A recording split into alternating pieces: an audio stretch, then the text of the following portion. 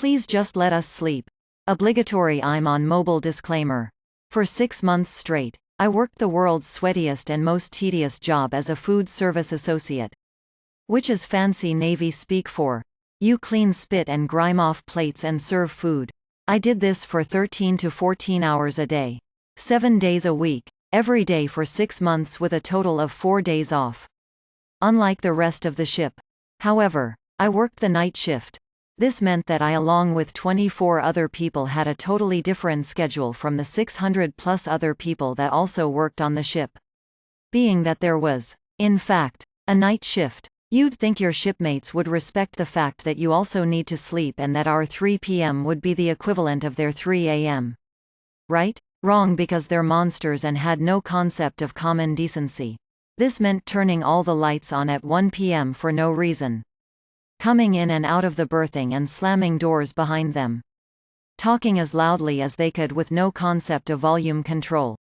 Rummaging through their lockers, leaving their alarms to go off for hours on end, etc. At one point, groups of friends were coming in waves to sit in the middle just to talk after work. After months of complaining to higher-ups, begging for silence, and literally screaming at these people, the night shift was pretty fucking cranky and exhausted for getting less than 2 hours of sleep each night. Formal methods just weren't working. So we figured it was time for some petty revenge. We had breaks between meal hours, usually between 12 to 3. And we'd take that time to go downstairs and pay forward the same kindness and consideration they had for us.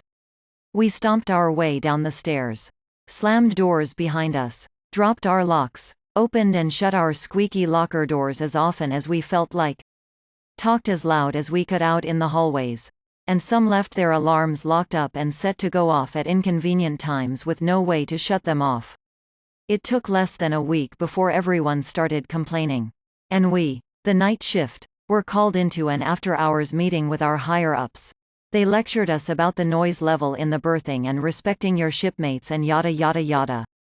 Our awesome supervisor stepped in afterwards and told them exactly what day shift had been doing, how we were being treated, and that respect shouldn't be so one-sided when we had been complaining for months with no results.